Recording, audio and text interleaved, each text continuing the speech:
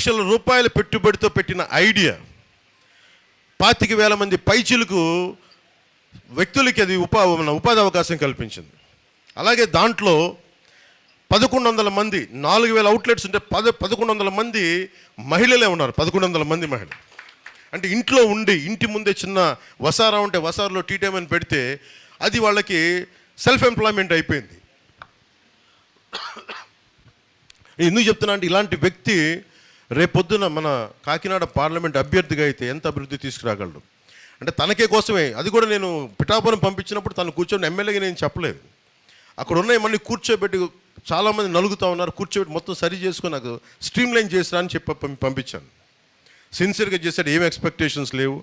Actually నేను ఏం చెప్పానంటే 2029లో నువ్వు పని చేసుకుంటే అప్పుడు నీకు ఇస్తానంటే, కానీ అతని ప్రతిభని అతని సమర్థతని గమనించిన తర్వాత ఖచ్చితంగా ఇతన్ని ఈ ఎన్నికల్లోనే ఎంపీగా నిలబెట్టాలి.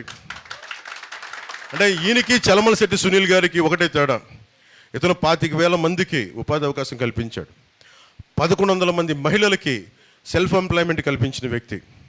ఈ రోజున బెస్ట్ ఎంటర్ప్రెన్యూర్ అవార్డు రేపు పొద్దున్నది ఎన్ని వేల కోట్లకి అది మనకి స్టాక్ మార్కెట్కి వెళ్తే తెలియదు భవిష్యత్తులో, అంత బలమైనది. అలాగే ఆత్మనిర్భర్ అవార్డు మోడీ గారు పెట్టిన సెల్ఫ్ రిలయంట్ ఇండియా, దాని అవార్డు గ్రహీత.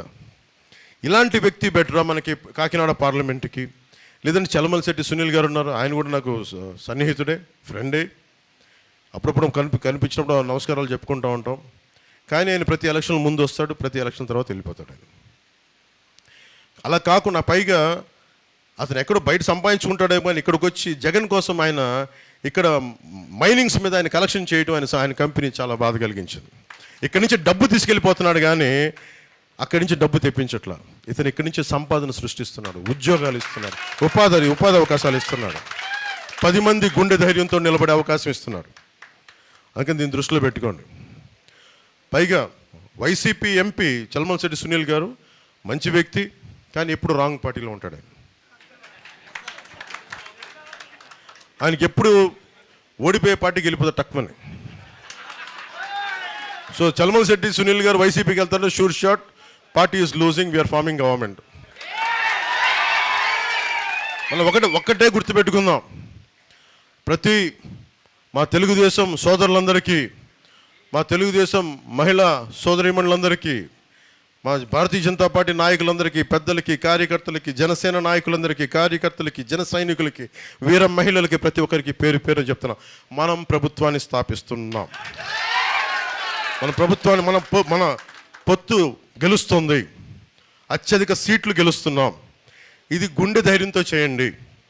అలాగే ఈ రోజున ముఖ్యంగా ఈ రోజున పెన్షన్లు, ఈ రోజున వాళ్ళకి వాలంటీర్స్ని వాళ్ళ సర్వీస్ నుంచి తీసేసింది కాబట్టి ఎలక్షన్ గవర్నెన్స్, ఆ పెన్షన్స్ ఏవైతే ఉండాలో ఆ ప్రభుత్వ అధికారులు వచ్చేలాగా మనందరం కృషి చేయాలి.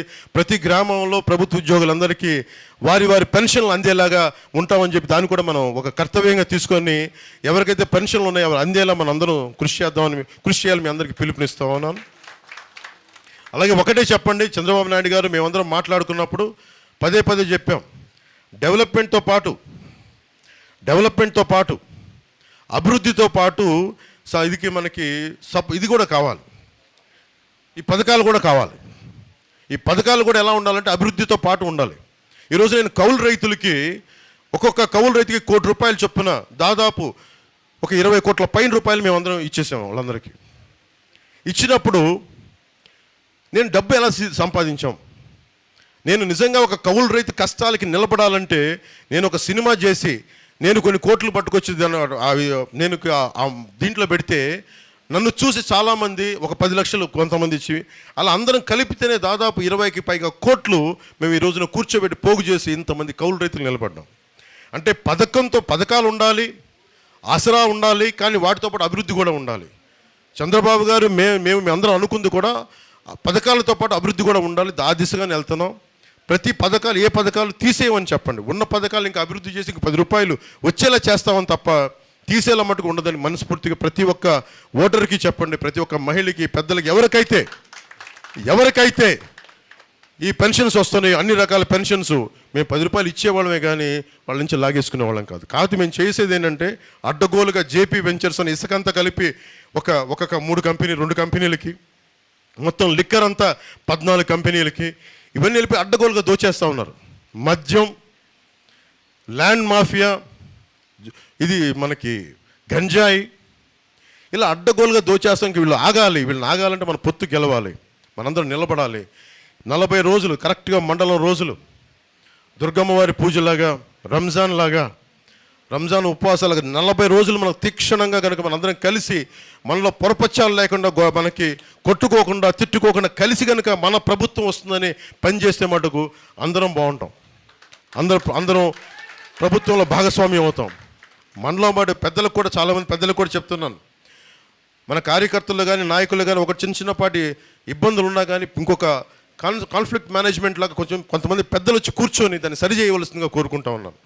ఈ రోజున నేను పార్టీ తరపు నుంచి ఎలక్షన్ మానిటరింగ్ కమిటీ కింద నా రాజకీయ కార్యదర్శి హరిప్రసాద్ గారు, అలాగే మా కాన్ఫ్లిక్ట్ మేనేజ్మెంట్ హెడ్ అయిన మన శ్రీ అజయ్ గారు, అలాగే మర్రెడ్డి శ్రీనివాస్ గారు, పార్టీ ఉపాధ్యక్షుడు మహేందర్ రెడ్డి గారు, వీళ్ళందరినీ కూర్చోబెట్టి నేను మీ కమిటీ పెట్టండి, మీరందరూ ప్రతి చోట, ముఖ్యంగా మన తెలుగుదేశం నాయకులకి, మన కార్యకర్తలకి మధ్య, మన జనసేన నాయకులకి మధ్య ఏమాత్రం చిన్నపాటి ఇబ్బందులు వచ్చినా మీద కూర్చొని సరిచేయండి, మీ దృష్టికి తీసుకొస్తున్నానని చెప్పాను.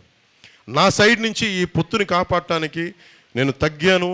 నేను ఒక అడుగు వెనక్కేసి పొత్తు నిలబెట్టాను. మీరు కూడా ఒక్క భుజం మీద మీరు కాయాల్సిన అవసరం ఉంది మీ అందరికీ కూడా. ఎందుకంటే రేపు పొద్దున మన ప్రభుత్వం వచ్చినప్పుడు అందరికీ మన కష్టాల్లో కూడా చాలామంది కార్యకర్తల గురించి, తెలుగుదేశం కార్యకర్తల గురించి నేను ఎంతో దారిలో పొడుగుతా చంద్రబాబు గారికి ఆ రోజు జైలు నుంచి బయటకు వచ్చి ఒకటే ఆలోచిస్తూ ఉన్నాను. జైలు బయట నుంచి ఆయన కలిసి బయటకు వచ్చి గేటుకు వచ్చే లోపు నేను ఒకటే ఆలోచించాను, ఏం చెప్పాలి. అందరిలాగా చాలా తెలివిగా కూర్చొని మంచిది, ఆయన త్వరగా బయటికి జైలు నుంచి రావాలని కోరుకుంటున్నాను అని చెప్పి కూడా వెళ్ళిపోవచ్చు. ఆ తెలివితేటలు కూడా నా దగ్గర ఉన్నాయి. అలా ఉంటే మీరు ఎలా ఉంటుందో ఆలోచించండి. నేను ఆ తెలివితేటలు చూపించలా. అరే, కష్టాల్లో ఉన్న వ్యక్తికి ఒక 4 దశాబ్దాలు పార్టీని కొమ్ము కాసేశారు తెలుగుదేశం కార్యకర్తలందరూ. మీకు అండగా నిలబడాలంటే నేను ఏం చేయాలి? నేను మనసిప్పి మాట్లాడాలని నిర్ణయించుకున్నాను. ఆ రోజునే అలయన్స్ని ప్రకటించాను. పెద్దలకి, మన భారతీయ జనతా పార్టీ పెద్దలకు కూడా తెలియజేశాను. అదేదో నిజంగా మనకు ఆంధ్రప్రదేశ్ ఇబ్బందులు చూసి నేను చేయాల్సి వచ్చింది, పెద్ద మనసుతోటి సహకరించండి అని చెప్పాను. పాపం వాళ్ళు సమయం తీసుకున్నారు. పెద్ద మనసుతోటి అమిత్ షా గారు ముందుకు వచ్చి, జేపీ నడ్డా గారు ముందుకు వచ్చి మనస్ఫూర్తిగా మీరు గెలవాలి అని చెప్పి వాళ్ళు కూడా భాగస్వామ్యం తీసుకున్నారు ఈరోజు. సో నేను కోరుకుంటుంది, మన ప్రభుత్వాన్ని స్థాపిస్తున్నాం. టీ టైం ఉదయ్ శ్రీనివాస్ గారిని గెలిపించవలసిందిగా మనస్ఫూర్తిగా కోరుకుంటున్నాను. అలాగే వర్మ గారు కొంచెం మీరు ముందుకు రావాలి. ఈయన ఒక మాస్ లీడర్. నాకు ఈయనతోటి నాకు, బాబు నువ్వు కూర్చో, నాకు కనిపించలేదు. నాకు ఈయనతోటి నచ్చుద్ది. ఈయన ముఖస్థితి లేకుండా మాట్లాడతారు. ఈయన అలాంటి వాడు నిలబడితే ఎంత గట్టిగా నిలబడతాడో నాకు తెలుసు. వారి అబ్బాయికి కూడా మనస్ఫూర్తిగా ప్రత్యేకమైన కృతజ్ఞతలు. జూనియర్ వర్మ గారికి. కృష్ణరాజు గారు మీరు రండి. కృష్ణరాజు గారికి కూడా పాప ఆయన కూర్చొని పెద్ద మనసుతోటి సహకరించి ఈ రోజున ఈ పొత్తుని ముందుకు తీసుకెళ్తాను. మనస్ఫూర్తిగా ధన్యవాదాలు తెలుపుకుంటూ, ముఖ్యంగా వర్మ గారికి, నియోజకవర్గం నా గెలుపు మీ చేతుల్లో పెట్టాం.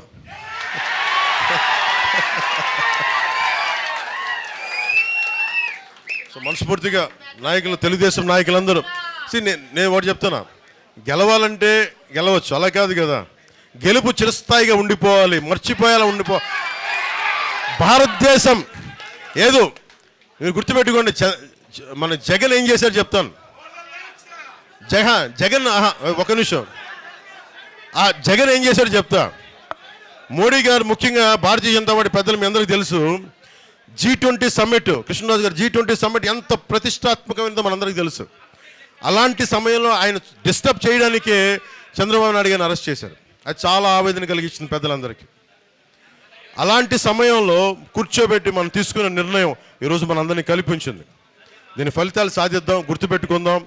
ఏం లేదు, ఈ విజయం పిఠాపురం నా ఒక్కడి విజయం కాదు, మనందరి విజయం, వర్మ గారి విజయం, కృష్ణరాజు గారి విజయం, మన టీ టైం ఉదయ్ శ్రీనివాస్ విజయం, మన జనసేన కార్యకర్తల విజయం, తెలుగుదేశం కార్యకర్తల విజయం, తెలుగుదేశం సోదరుల విజయం, వీర మహిళల విజయం, భారతీయ జనతా పార్టీ నాయకుల విజయం. ఇది మనందరి సమిష్టి విజయం.